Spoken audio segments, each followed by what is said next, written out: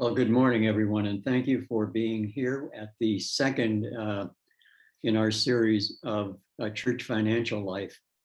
I have to begin by thanking Ellen Roberts in particular for all her work on the slides.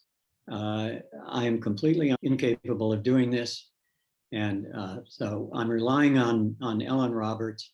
And she has even agreed to run the slides this morning just to demonstrate how inept I am. We're going to talk about primarily where our money comes from and how we spend it. And if you've been around First and Central for a while, you'll know that a lot of our funds for both the operating budget and capital budgets come from trusts or investment vehicles. We will talk about where the money came from, how it is managed, how we spend it. And as the slide says, Ellen Euler will also be catching up with us at the end. And Ellen Roberts will also be available to answer tough questions. I will deal with the easy ones. Let's go to the next slide, and you'll see on the left, this shows our 2021 budget in very broad terms. And the thing that I want to call to your attention in particular in the pie on the left-hand side is investment distributions. They're distributions to First and Central. So it's money coming into us, not money leaving. On the other pie chart, the one on the right, you'll see that the vast majority of our operating budget, 72% in 2021, is allocated to staff compensation. And that includes our pastor, our minister of music, and all of the staff people, building staff, administrative, and so forth. So it's a big chunk of where the money goes. The next slide is just the 1 minute or maybe 90-second primer on trusts. Trust is a relationship. A trustee holds assets and manages them for the benefit of another person, the trust beneficiary. The trustee administers the trust according to the terms specified by the person who set it up, and then overlaid with general fiduciary duty rules, which say things like the trustee has an obligation of loyalty, meaning no self-dealing. The trustee is obligated to follow prudent investment standards, and the trustee, if there is more than one beneficiary, has a duty to be impartial to all of them. So two sources, the trust document itself, and then the overlay of fiduciary duty rules. That's the primer on trusts. First and Central has 5 trust accounts, and all were established by First and Central around 1930. There are a couple of years in play, but if you just think about 1930, that's close enough. A trust, as I said a minute ago, has a trustee and it has a beneficiary. And then the trustee has to have assets. And the First and Central trusts were established using proceeds from the sale of the church's property.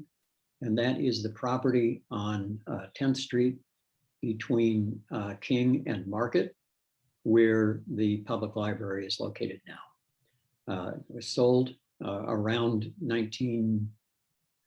sometime around 1928 or 29, and then the proceeds were used over a couple of years to create these trusts. The trusts are restricted. That means that they are available for use by First and Central, but we cannot change them. We cannot invade those trusts. And the problem historically was that the original trust documents, remember, these were done around 1930, specified that the income was to be distributed to First and Central. For trust purposes, income generally means three things: interest, dividends, and rents. We had no rents, but we had interest and dividends. And none of us here is old enough to remember this, but there was a time when investments paid interest and stock holdings paid dividends. And so an income trust could actually produce a significant amount of cash. But starting in the 1980s or so, all of that changed. And what happened is that we were stuck with income only. Income, again, interest and dividends, was going down. And we had trusts with significant principal balances, but not generating much income for the benefit of the church. Now, the next slide says or shows what we did in response. In addition to being a corporate leader, Delaware is also a leader in the world of trusts. And there is a series of laws which allow trusts to be converted from income-only trusts to total return trusts. We took advantage of that in 2004. We had to go to court. The trustees all cooperated. They have no reason not to in that case. It doesn't affect the trustees at all. But what it allows us to do is to take a snapshot of the account balances at the end of the preceding 3 years, compute the average, and then multiply a payout rate. The statutes that permit the trust to do this specify that the appropriate payout rate will be chosen by the trustee, and it will be in a range of 3% to 5%. Our payout rate, the payout rate for our trust, is 4%. So when you look at a slide that shows trust balances or income coming from the trusts, and we'll get to that in a few minutes, the amount of income coming from the trust or the distribution from the trust is actually that 4% payout rate based on the average value of the trusts at the end of the 3 preceding years. The trusts remain restricted. So we were able to go to court.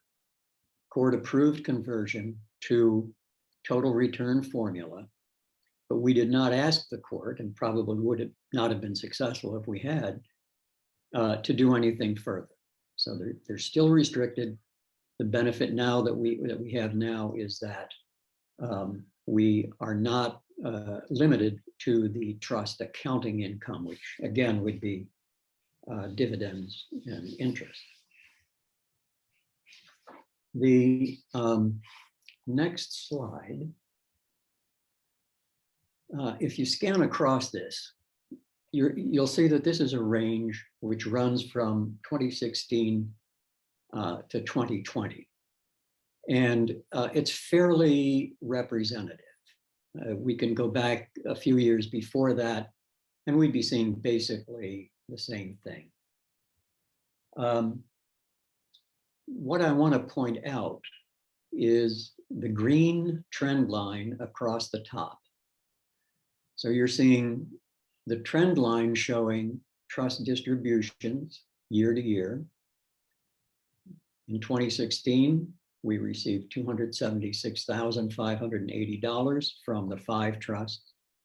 In 2020, it was $291,950 some dollars. At the same time, you can see that the account balances in the trust go go up a little bit, down a little bit, up again, up again. But what's happening is that we are still in a low income environment.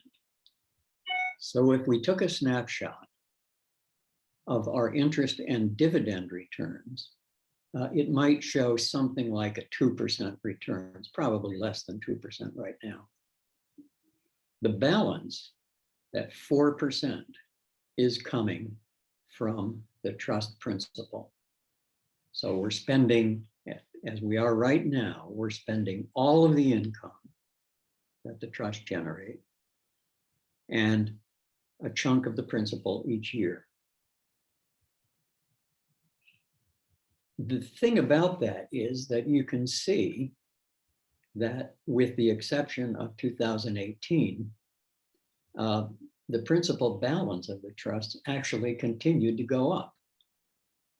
So we're pulling out all of the income, a little chunk of the principal, but the principal continues to go up, with one exception, and that is 2018, where the trust balance went down.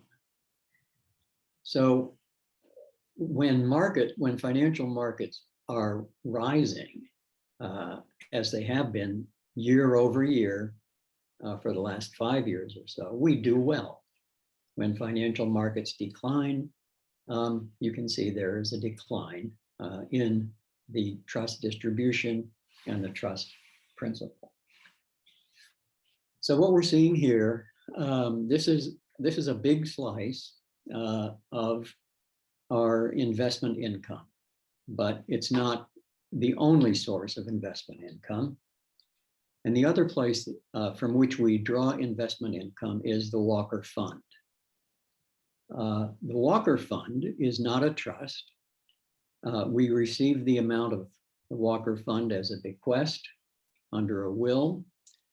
And though it's not a trust, we have engaged PNC Bank, which is actually the trustee of 2 of the trusts, to act as the investment manager. None of the folks on the finance committee has the expertise or probably the time to manage those investment assets in the way that they should be. So PNC Bank acts as the investment manager. The Walker Fund, because it isn't a trust, is unrestricted. And in the past, we've used it for capital improvement projects and also for day-to-day operations. And the next slide will show what I mean by that. I'm going to pause here for just a second because you'll see that there's a lot of information being captured in this slide. If you look at 2016, 17, and 18, the kind of buff colored or orange bar, a portion of the bar graph, you'll see that there were significant withdrawals from the Walker Fund in those 3 years.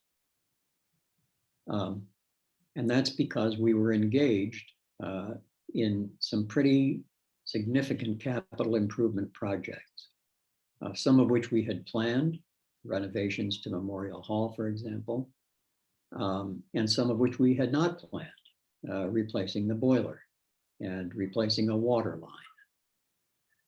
line. The upshot, though, was that over those 3 years, we took a very large amount of money out of the Walker Fund for capital projects. If you look next at the green slices, you will see what we were taking out of the Walker Fund, or what we have taken out of it, for operating purposes, basically supporting the church budget. In 2016, it was a high of $194,000. In 2018, we took only 25. 2019, we were back up to 100. And in 2020, we took zero out of the Walker Fund. And I'm using the term "we took" intentionally, because as I said, the Walker Fund is not restricted. So session can decide year to year how much money do we need. In 2020, it turned out we had budgeted about $75,000 as a withdrawal from the Walker Fund, and we actually withdrew nothing. 2020 was an odd year for lots of reasons. Our income from the use of the building tanked. We had budgeted $17,000, and it came in at about $4,000, which represented the first 3 months of the year. But thanks to the congregation, contributions were actually more than what we had budgeted. Some expenses increased. For example, we had a videography expense. We didn't even have a line item in the budget for that because nobody saw it coming. We spent money on pulpit supply, much more than we usually do, because we didn't have a pastor for 4.5 months.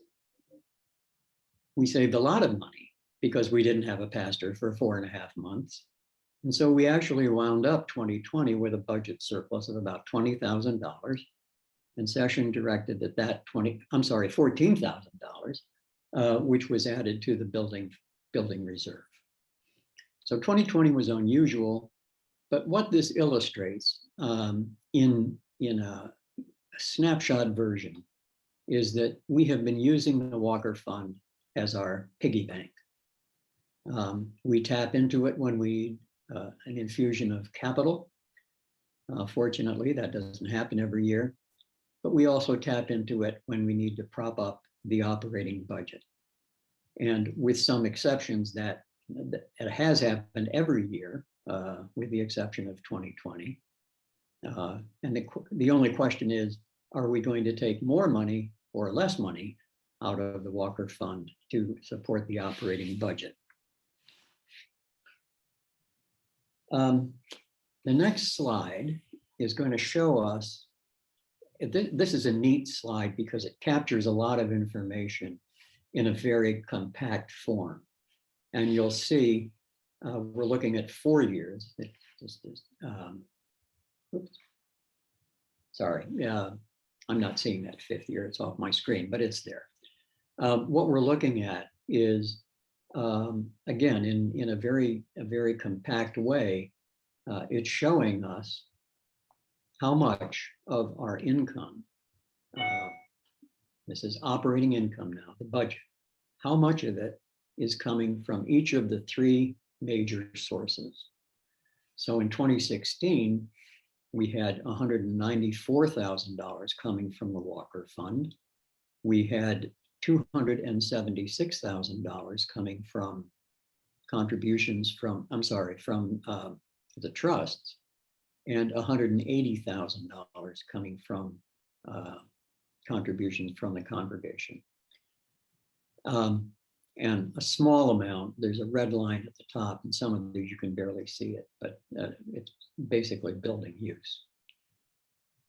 If you scan across this, you will see that the income from contributions in each of these years, with no exception, the income from contributions is going to be lower than the income from our investment sources, Walker Fund and the trusts. The trust distributions, contributions remain relatively stable over time.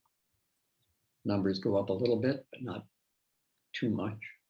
And again, the wild card is what we withdraw from the Walker Fund. We'll go to the next slide, and we will look at the same information in our 2021 budget. Slide before this one showed historic income. This shows our budget for 2021. Again, it's a nice slide because it compresses a lot of information into an understandable form, I think. We budgeted a withdrawal from the Walker Fund of $76,712. That's an odd number. It's the same number that we budgeted for 2020. As I just said, we didn't have to withdraw anything from the Walker Fund for 2020. But 2020 was an unusual year. 2021 is an unusual year. And so we used we carried over that amount from the 2020 budget as a kind of a placeholder to see where it brought us out. $298,000 trust distributions. Again, the market has been trending upward. So our income from trusts trends upward with it. And $167,000 in contributions from the congregation. Building income is essentially zero. We hope that in the latter part of the year, we might improve that a little bit, but of course we just don't know. 167,000 is low. Last year we budgeted, 2020 rather, we budgeted 194,000, but the 167,000, and Ellen Euler will come back and talk about this a little bit, is a realistic number based on pledges and our actual experience. The next slide takes us out and we look at the future. The income from trusts, as I keep saying, is fixed. It'll go up a little bit, it'll go down a little bit, but we can't really access it any more than we currently are. So what we're thinking with session is planning, and this hasn't been adopted yet, but it will, I think will be later in the year in the form of a finance committee recommendation, is that we should discipline withdrawals from the Walker Fund. And discipline would mean following the same formula that the trusts use. 3-year trailing average, 4% per year. If we had adopted that formula for the 2021 budget, it would have decreased our reliance on the Walker Fund by about $20,000. And that means that we would have had a budget deficit of about $20,000. But our thinking is that we want to maintain the Walker Fund. We recognize that we do need it at this point for budget support. We may need it, we hope not, but we may need it as a rainy day fund. We didn't intend to replace the boilers, but we spent about $300,000 doing it. And those are not the kinds of expenditures where you can just fix it with baling wire and Scotch tape. And we can use the Walker Fund for special projects, which would be approved by the session in response to perhaps a Christian formation program, a special mission project. So we're not saying that we will never ever use the Walker Fund again, but we want to be much more careful, much more prudent in the way we use it. The next slide looks at our actual 2021 budget. And one of the things that I'm going to point out here, and Ellen Euler will come back and talk about it as well, is that we're spending a very small portion of our budget on mission and outreach and Christian education.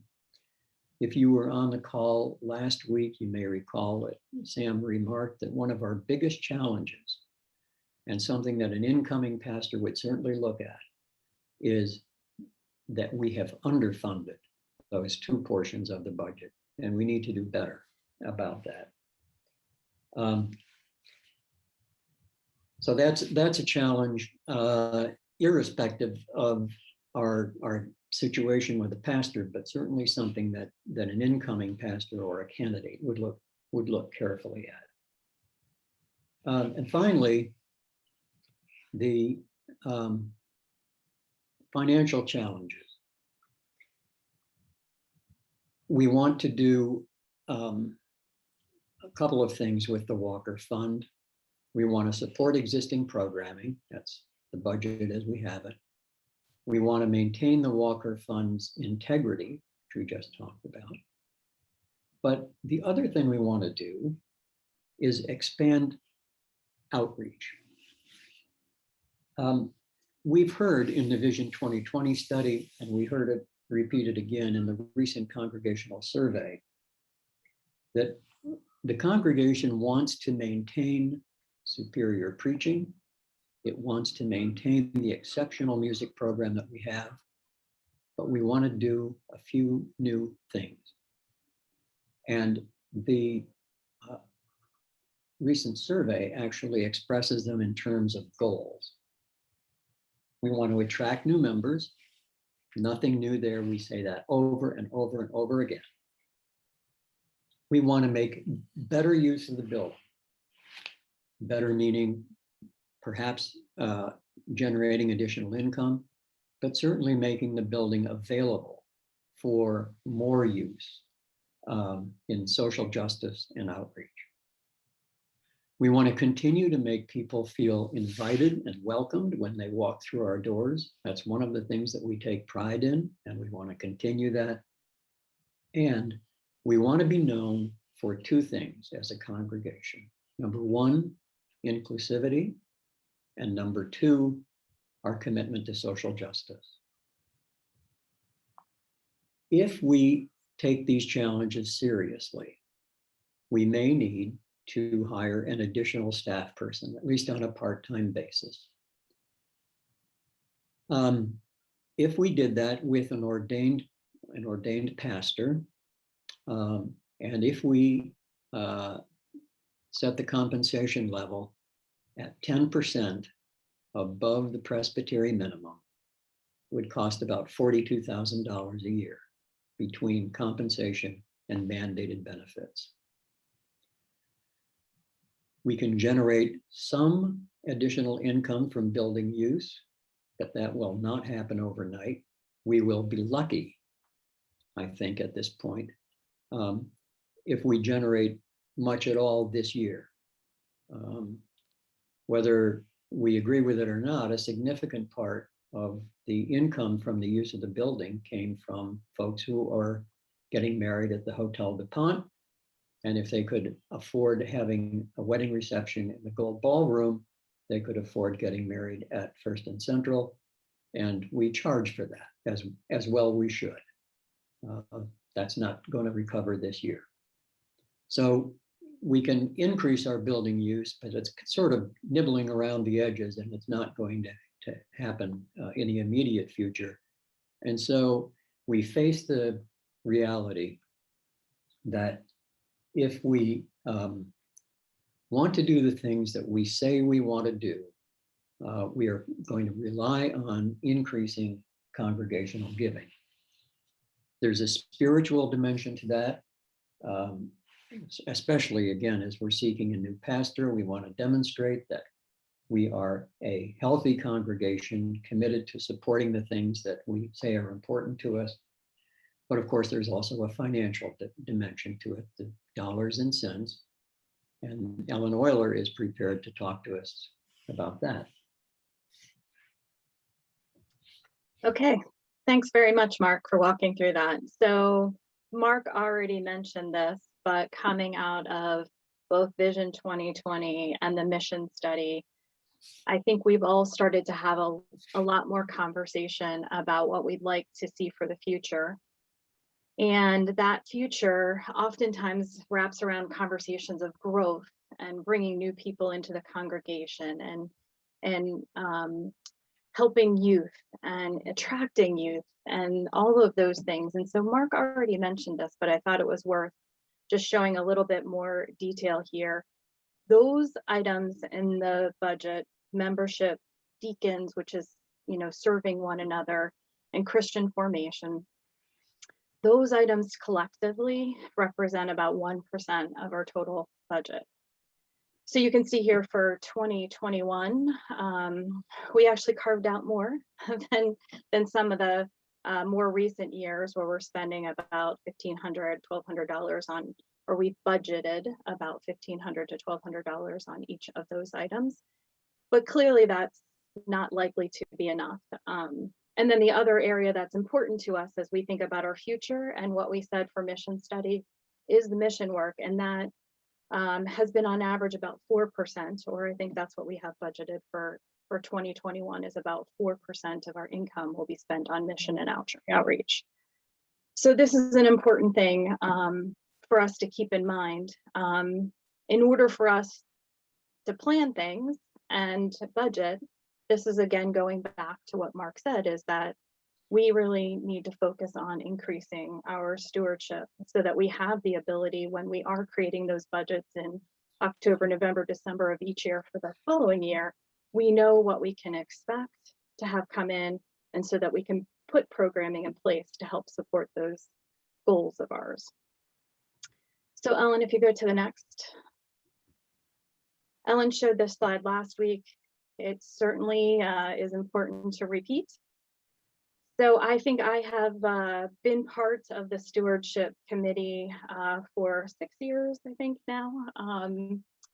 And this is really an important slide for us to understand that over the course of the last 5 years, and I think it continues if we would show the 6th year, the 2016, while our individual pledge amounts have been slightly increasing, the total number of pledges, the family units, the household units that are making pledges to First and Central have been declining. And I sort of attribute that to, we use the word challenge here. It's different than the challenge that Mark was just talking about from a financial challenge, but each year when we have been doing the stewardship campaigns, we've put a goal out there, I'll say that. That's probably a better word that we should have used. And those goals were articulated in the fashion of, for those of us who had previously pledged, we would say things like, please consider a 15% increase or a 10% increase.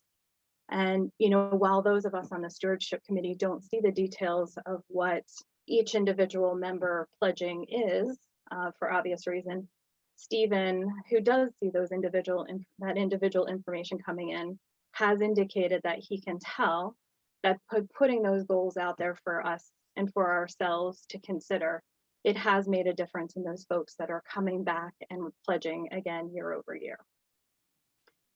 But what you're seeing obviously is that the number of units continues to fall, and we saw a particularly steep increase or decrease this past year, and that's for a variety of reasons. We did hear from members who said they just weren't in a position to be able to pledge in 2021 because of their circumstances and not having the certainty of pledging. And that's something that's really important to know, that a pledge is really non-binding. So while making the pledge helps us from a budgeting perspective, should your financial situation change throughout the year, it is not as if we will come collecting on you. Again, it's more of an instrument for the session to be able to have a sense for who intends to help support the church throughout the year so that we can make our budgets accordingly. All right, next slide. And what this is to show, so in Mark's slide there in the green bars, it talked about contributions. So contributions are made up of both pledged contributions and non-pledged contributions. So the non-pledged contributions are mostly, or in the past, they would be what we would gather in the offering plate many Sundays that were outside of pledges. But since we're not sitting in the congregation, we are seeing more unpledged a higher percentage of unpledged contributions that came in 2020. So on average, I think if you took these numbers and averaged them out, it would be around the 90% of the total contributions are coming from those pledged dollars that each one of us makes. What we saw in 2020 though was more money came in, only about 20% of the money that we collected was unpledged. And that was a higher percentage of non-pledged than we've ever had in the past. So while those pledges may be coming down, we are seeing that some folks are continuing to contribute to the church, just not provide that to us in terms of a pledge. And while that is great to have those funds coming in, and certainly we appreciate all the support, it does make it a little bit more difficult to plan because we don't know what to expect from those non-pledged. We expect some percent to come in, and you'll see for the 2021 budget, we were really unsure of what to say for those unpledged. So we were really conservative and said really only 7% more of the contributions would come in from an unpledged perspective than what we had seen in the actual pledges. And then if you go to the next slide, we'll show you what the good news is. Our experience so far, January, February, and March, is that we're getting a much higher percentage of unpledged contributions than we would have expected. So if you look at the yellow box over in the right-hand corner, that 7% that we were expecting of unpledged would have represented about $8,500. And so far this year, we've seen $2,100 in unpledged contributions coming in, which again is good news. Again, I think it suggests that the fact that we were seeing people, some of those pledges drop off in 2021, while they were, individuals may not have been comfortable making a pledge for a variety of reasons, they may still be contributing to First and Central. So that is, I think, positive and optimistic information. The other thing that I think I thought of too late, unfortunately this weekend, so we weren't able to pull it together, but I think there's another aspect to this that we should consider as part of the overall financial assessment or situation that we have at First and Central. We did have a capital campaign that ran. It was kicked off in 2016, and many of us continue to give to the capital campaign through 2019. And so I think this is some information that we can pull together and also share as part of this whole story. But there were several hundred thousands of dollars that were contributed by the congregation between 2016 and 2019 to that capital campaign. And so I think that demonstrates, certainly a capacity of many of us to provide more to the church than maybe we are as part of a regular stewardship. And it also demonstrates that if there is a specific purpose, many of us are willing to contribute more money. So I'm sorry I didn't come to make sure we had pulled that data together quickly enough, but I do think that that's something we should pull together and share out with a congregation, just as we think about our overall giving story, because that is an important piece of it as well. And for those of you who may not have been with us in 2016, that capital campaign was around raising funds to help support the renovation. It was expected that we were going to use some of the Walker Fund. When we received it, there was a study that was done about how we should invest that money and what programming we might want to start. And so there was an expectation that we would use a portion of the Walker funds to support that.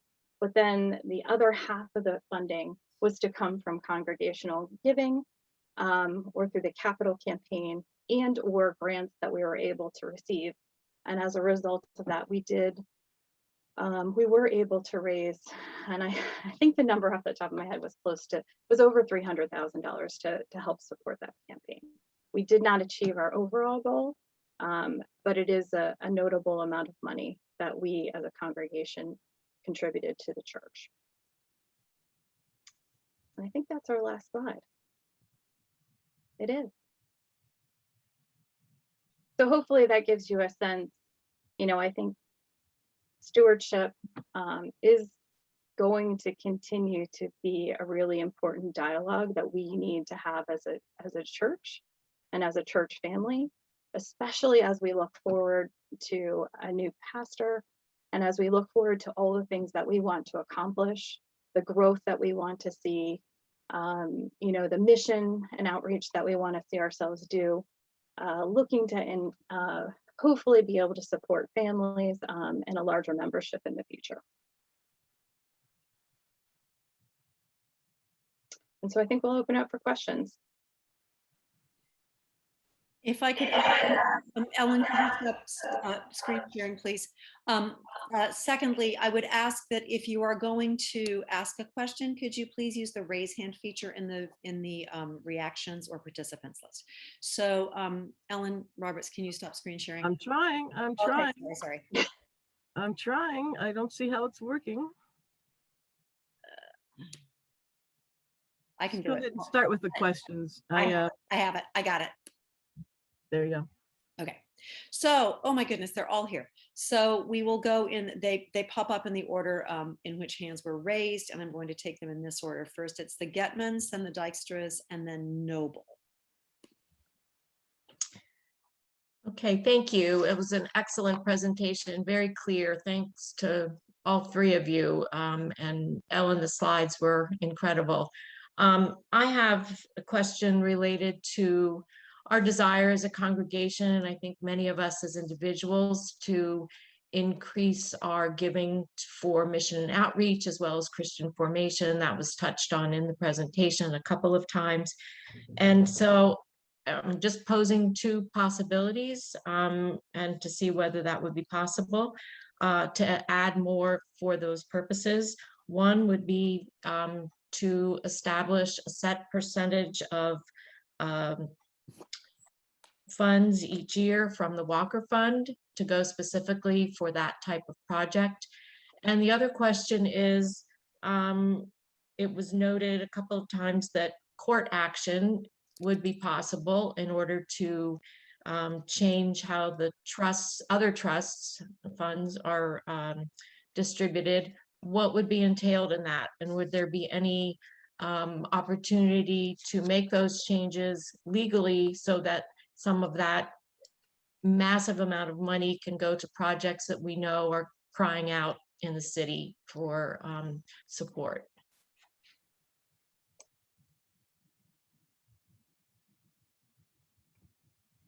Mark's trying to take himself off mute, I can tell.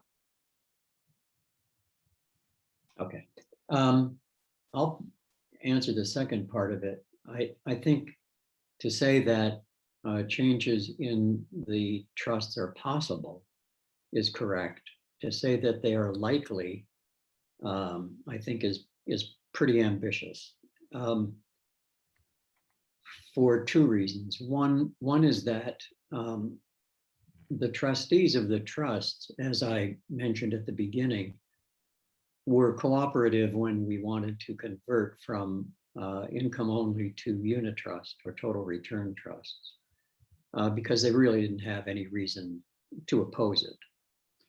On the other hand, if we tried to make material changes in the terms of the trusts, the trustees might well oppose them for two reasons. One is that, to be blunt about it, the fees that they receive for managing the trusts are a function of the amount of principal and the amount of income. And so they have a financial stake in maintaining the trusts the way they are. Secondly, going back to my first set of comments, the trustees have an obligation to administer the trust in accordance with their terms. And one of the obligations that they have is to be faithful to the person who created the trust and the way in which the purpose of the trust is expressed. So both from a financial perspective and from a pure kind of abstract philosophical perspective, I would expect the trustees to oppose any material changes in the terms of the trusts. We might be able to persuade them to change the payout rate. As I mentioned, the statute says that the appropriate range is 3% to 5%. We might be able to persuade them to change the payout rate. And going from 4% to 5% is an increase of $50,000 a year or so. So that 1 point 1 percentage point can be significant. Where that would lead us, however, is that the trustees would say, well, if you want to increase the payout rate, you're going to have to increase the rate of risk, which means essentially taking on a greater portion of investment in equities, in stocks, a smaller proportion of investment in bonds or income producing securities. It's possible, but I think if we were going to go in that direction, I think the first thing we would try to do would be to persuade the trustees to go from 4 to 5, rather than trying to persuade them to go along with us in changing the trusts in any material way. Sorry, long answer. Thank you. Thanks, Mark. I think to your first question though, Sue, I think that's a conversation certainly with the session, right? So saying, just like we started to think about making sure the building fund had the right amount of money, it would make sense that we could have conversations about what do we feel is the right amount that we should be investing each year in mission and outreach type programs. And I got to weigh in on that too. I think it's important to remember that one of the reasons we made the change from income trust to total return was that we were rapidly spending down the principal of at least one of the trusts. So some of you have been around long enough, you remember the Danby Trust, which we just blew through millions of dollars. And so it's important to remember when Mark talks about the terms of the trust is that the people who established these trusts or on whose behalf we established these trusts intended for them to be income producing for the church over perpetuity. And they were not designed for to be used for any specific purpose that would erode their principal in any meaningful way over a quick period of time. So that's one of the considerations to keep in mind is why and the reason that we changed to the total return formula was that it struck a balance between protecting that principal for over the long term or perpetuity, but also generating more than the roughly 2% we were getting in income at the time. So it strikes a balance. Okay, thank you. We're running a little low on time, but I know that three other people have questions. Oh, no, 4. It'll go Dykstra's, Noble, Thompson, and then Glenn. Rich has a question, and then Sarah. Right, I'll try and be. You unmuted. Are you hearing me? Yes, you Yes. are. I'll try to be brief. First, I want to make a comment, and then I have a question. The management of the funds of the church, I think, have been done very responsibly and faithfully in the last number of years, in the 10 years that I've been exposed to the life and work of First and Central. I'm grateful.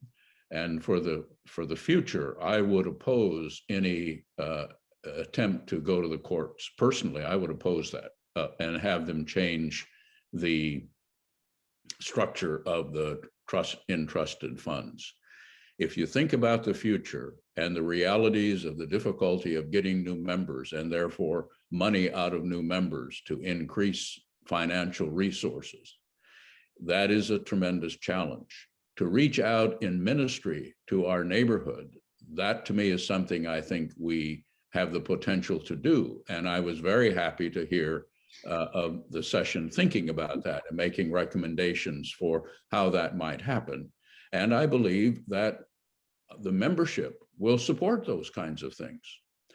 That's my personal feeling. Now, I don't know as it would play out or not, but that I think we have a lot of that. Now, my specific question has to do with what Mark shared, and I appreciate it very, very much what both Mark and Ellen have shared. And Mark, when you indicated the slide showed an 8.5% increase in the earnings of the trusts. We receive 4%. So, and then you said that the principal, we're also spending some of the principal. And I'm puzzled to know why we're spending principal when the earnings in the last few years was roughly 8.5%. That's my question. The reason is the difference between trust income, which includes only interest and dividends, and the total return on the trust, the rate of growth. So we're spending all of our income, a little bit of the principal, but the investments are doing so well that the overall amount of principal continues to increase. I see. Okay. So Mark, just to clarify though, because that was one of my questions as well. When you say we're eating into principal, based on the numbers that you said and just what Mr. Dykstra had just articulated, we're actually not spending money on the base, like the principal of our original investment. We're spending the returns that we're making on that investment. So unless you have a year in the stock market that goes down significantly, you're actually not eating into the base of the dollars that we have available. And I think that that's an important distinction. Our investment will continue to grow, even if we make no money, right? No investments are added in, like that 4% difference. You're looking at 39 or 43, I think it's $43 million in 20 years, just from $8 million compounded at 8.5%.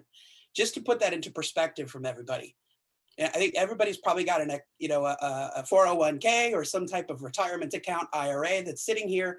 Probably everyone wishes we had another 20 years for that money to compound because time is our friend. But when it comes to that $8 million that's just sitting there, 8.5% with nothing added to that is $43 million in 20 years. So I think as we start to look at this and we start to look at, are we eating into principal or are we eating into investment gains? I think that's an important distinction. I don't disagree. I think investment gain is a handy way of thinking about it. In trust terms, investment gain translates into principal. So I'm not trying to play a shell game or conceal anything. Your point is well taken. I will also say that I happen to be a trustee of the Presbyterian money, and in 2000 we have a very similar formula for distributions from our major trust. 2007 or 8, maybe 9, I'm not sure which. The budget took a serious financial hit because of that downturn in the market. So big picture, long term, long after I'm here, right, the trust continues to go up, up, up, up. You get a couple of those down years, and it makes you worry about what's happening or what could happen next. That's all. Yeah, but since 1920, the market's returned 11.2%, just so that we're clear, right? The S&P. So when you go back historically, it's about, do we believe in the soundness of the US government? I think we all do. Most people are invested, right? The long-term investment here is 11.2% just at the market on average. If we're talking about investments in perpetuity, at least for me, I mean, I plan to be here in 20 years or 30 years to see my kids go to college and to get married and whatnot. This church is going to be sitting on a lot of money, a whole lot of money. So I think as we start to look at the future, we need to have not only the short-term planning, but the near-term planning and the long-term planning as well. Agree. Okay, thank you. Noble and then Sarah, and those will have to wrap us up for the day. You're on mute, Noble.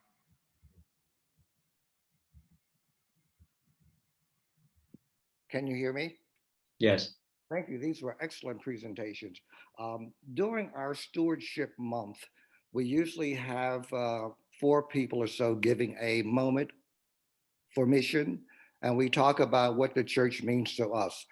I think it would be very, very helpful if we had this kind of presentation offered and letting the congregation know exactly what we're confronting. A couple of years ago, when compensations for staff were reduced, and Patrick and I learned about it afterwards, we were kind of taken aback, and we increased our giving, and we think many people would have increased their giving also. I think we need to be more transparent with the congregation when we hit these bumps, so that we can step up to the plate. To Mark, to the question about the trust and going to the courts, I'm wondering whether or not we might consider just reshuffling the portfolio and make it a little more heavy in equities and less so in bonds, without really upsetting the trustees too much. Might they be amenable to that? And also, we've not talked about what the compensation package for the new minister will be for everything. And if we cannot come up with the money from the contributions in our budget, and if the 4% that we project for the Walker Fund will not sustain us, are we going to take out more money from the Walker Fund for the new pastor, or are we going to say we can't afford so and so this minister, although we think he or she is a person, yet he or she is too expensive? Ellen Roberts, do you want to respond to that? I can, but I will defer to you as the treasurer. I think you've hit the nail on the head, Noble, and I think that the message that we have tried to convey throughout last week and this week is that if we want to go forward and do the kinds of things we want to do, which include increasing outreach, increasing Christian formation and education, hiring the best qualified pastor, we need to step up congregational giving. We can't just continue to fall back on breaking open that piggy bank called the Walker Fund to do this. So that's the inflection point where we are. And to Mark's point about how the trustees might react, we're in the process of scheduling meetings with each of the trustees, and we have trusts at PNC, at Wilmington Trust, and at Wells Fargo. So we've diversified the trusts across a variety of providers. It's not like our eggs are all in one basket. And we want to meet with them in particular to do a portfolio review. To a certain extent, Mark talked a little bit more about the risk return piece of it, and that's one of the things we'll be talking to them about. So that's certainly a possibility, but I think that it's important to remember that if we continue to over rely on the Walker Fund, it is a finite resource, and you saw, we've gone from $1 million of withdrawals to $25,000 to nothing, and we've not been very disciplined in our approach to that, using that money, and we need to get more disciplined. I don't know if that's how Mark would have answered the question, but That's a fine answer. Great. Okay, Sarah, yours will be the last question for this morning. So thank you for such a great, clear presentation. I know that at a previous conversation, somebody said something about wanting to see if we could get the money invested in more socially responsible ways. And one of the ways that I'm curious about is, could fixed income money be invested in any type of like community development type funds? But I'm also interested in any kind of social responsible investing, and I'd love to hear more about that maybe after you talk to the people in charge of the trusts. But I'm particularly interested in, is there a way to direct money towards communities, either Wilmington in particular or communities like Wilmington, through fixed income investments? that's a terrific idea, and that's really number one on our list of wanting to meet with to do the portfolio review. You'd think it'd be easy to answer that question, but much of what we have is in mutual funds, both on the equity and fixed income side. So it takes some work to drill down and to see exactly what those mutual funds are supporting. So we're working on it. Finally, thank you. I'd like to share a quick message from Rich, which says, there is an important point here. People should be cognizant of their biases. Almost everyone is looking at retirement or is retired here. It shapes how risk-averse people are. If you're looking to remake the congregation with younger people, that will be a different mindset. So just to share that one little viewpoint there. So thank you all very much. As always, a spectacular presentation. Next week, we turn to the Transition Task Force. Sue Getman will be hosting that. And I invite you all to tune in again next week. David Teeger will be making the presentation. Thanks so much, friends. Have a lovely, Thank lovely day. you. Thanks, everybody. Thank you, everybody. It was excellent. Yes. Thank you.